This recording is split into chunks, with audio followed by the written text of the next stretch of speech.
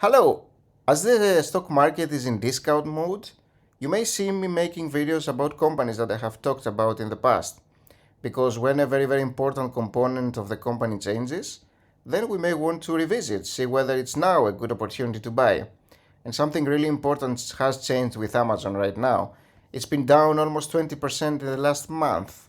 And so that alone can give us a potentially much better entry than we have discussed in the past, or at least we can examine the stock and see whether it's actually making sense to enter if it goes down a little bit more. So we're going to talk about these things in this video. So the first thing we're taking a look at is the market cap of the company, which is 1.5 trillion right now, and the outstanding shares. We want to see whether Amazon dilutes investors, and they are. It looks like they keep adding some stock from 447 million stocks over here up to 506 million. So they have added about like 50 million, but that's a period of like 5 years. So slowly adding more stock to the shares outstanding. That's not great, but it's not something that would worry me too much because it's not an extraordinary amount of shares really. I would like it to see go down at some point, them buying back stock. Although right now they may feel that the company is overvalued in terms of its stock price, and this is why they're selling more stock to investors rather than actually buying back. So that sometimes that can be a sign that the company itself thinks that it's not a good idea to buy its own stock right now, but actually wait a little bit for the price to go down maybe.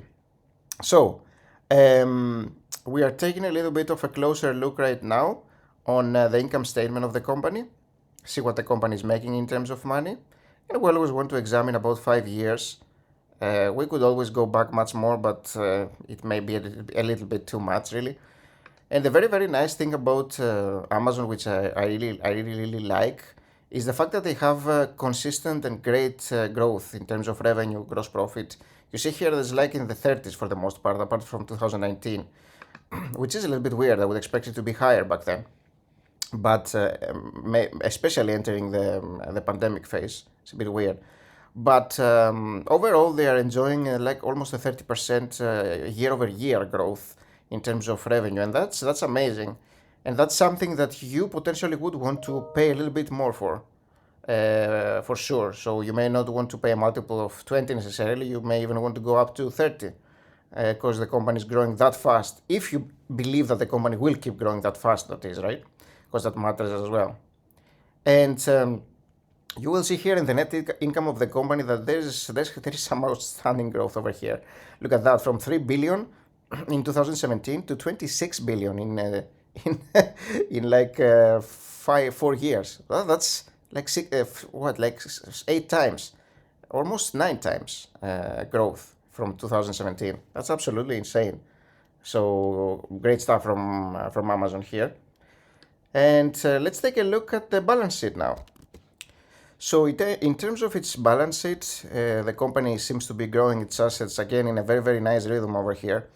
And at the end, the total equity over here has grown again like almost sixfold from 2017, which is absolutely amazing. The company is kind of printing money over here, looks like. Cash flow.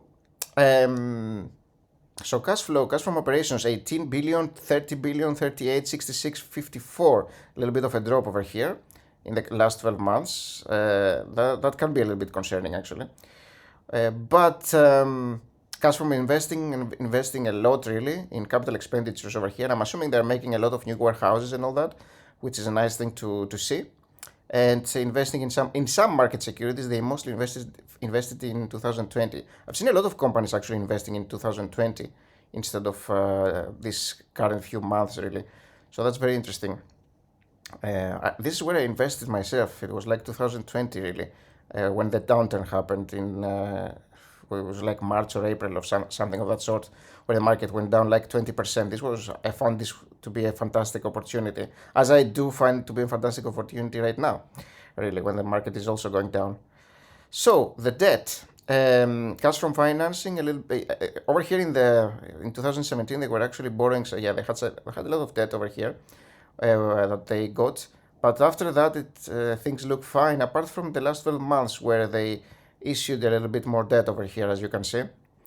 That's probably not much concerning about about Amazon with the amount of cash that they're making. But you will see here the free cash flow of the company is in the plus here, and it's a lot higher. But in the last 12 months, we're seeing a negative value over here. And I'm assuming this has to do with the loan that they got. Actually, no, this is the free cash flow. So that's a little bit interesting. So the cash from operations, it's the capital expenditures, yeah. So massive capital expenditures here, and this is why the cash from operations minus the capital expenditures, which is what free cash flow is, took them in the negative. I don't think I would be worried about that. This looks like they spent a lot of cash for upgrading infrastructure and things of that sort. So this wouldn't worry me, really. I don't think that's a problem. And I would probably exclude that because it seems like a one-time situation, really. So I would exclude it from calculations, and I would basically calculate an average, probably an average free cash flow of maybe 15 billion or 17 billion if you want to be a little bit too confident about the company. Now, even if you get a 20, let's say we get a 20, we just get it to the last these 3 years basically, which are more indicative, and we get an average free cash flow amount of $20 billion. We give it a multiple of 30. Let's give it a multiple of 30 because of the growth. We get 600 billion. So it's 30 multiplied by 20, right? So actually no, it's 20 multiplied by 30. 20 billion multiplied by a multiple of 30 gives us a $600 billion expected market cap. Right now we're at 1.4 trillion though, so it's 2.5 times more. So in order to get a good price about Amazon, we have to go much lower than this current value, and it looks like the company is a little bit overvalued for, if you actually compare the current valuation to its free cash flow. Interestingly, the debt to equity is actually higher. I'm a bit surprised that they have so much debt. I'm assuming they want to use it for expansion, but that's quite a lot of debt over here. I thought that it would be lower. At least the current debt, the current liabilities. Actually, no, this is the total liabilities, so this is 68% over here. Okay, that's a little bit better. But they do have some debt actually, and I would want them to bring it down if possible a little bit. Although you can definitely use the debt to expand faster.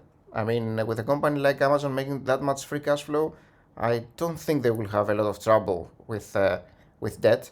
You can always go back to their balance sheet and examine their total liabilities as a measure of their free cash flow, really, which is the total liabilities are like 261 billion over here, and the free cash flow that they're making is like 20 billion a year, 20 to 25.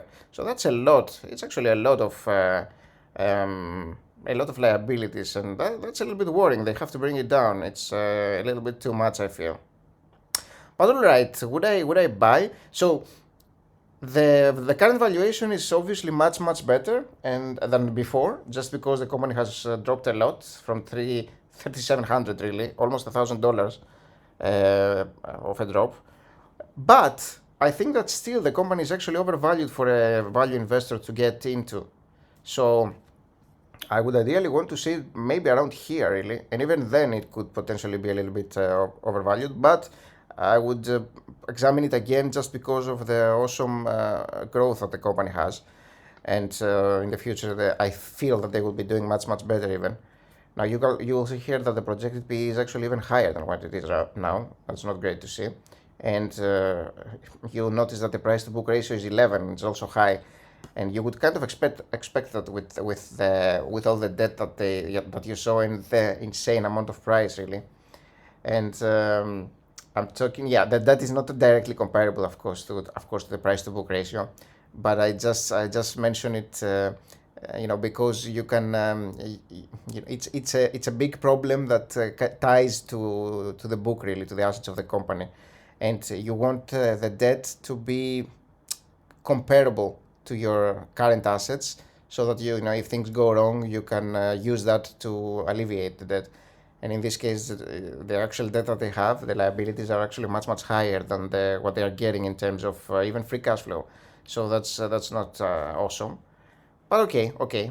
Again, it's a company that's making a lot of money. I'm probably not very concerned about a potential default from or bankruptcy from Amazon, really. So I think I will wait. I mean, again, awesome company, fantastic products, love them, but not a great opportunity for me to invest in right now at the current valuation, the current price. I'd like to wait, and if it goes down much lower for some reason, then I could reconsider. And don't ever think that the company can never go down more than a specific value, because it can happen, and it can happen really fast. Amazon at some point actually went down almost 90%. You can look it up and you will find it online. That was many years ago, but it has happened. So I don't think that it will happen again, of course. But every company can go down at some point, even 50%. And even though their financials don't change in the slightest, what does change is the opportunity for you, the investor.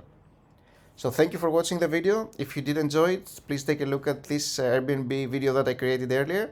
And please remember to subscribe to our Discord channel, for which you can find a direct link below in the description of this video. And I'll see you there. It's awesome. I mean, we already have some people and we're talking about different investing stuff. So I'd love to see you there. See you soon. See you in the next video. And bye-bye. Have an awesome week. See ya.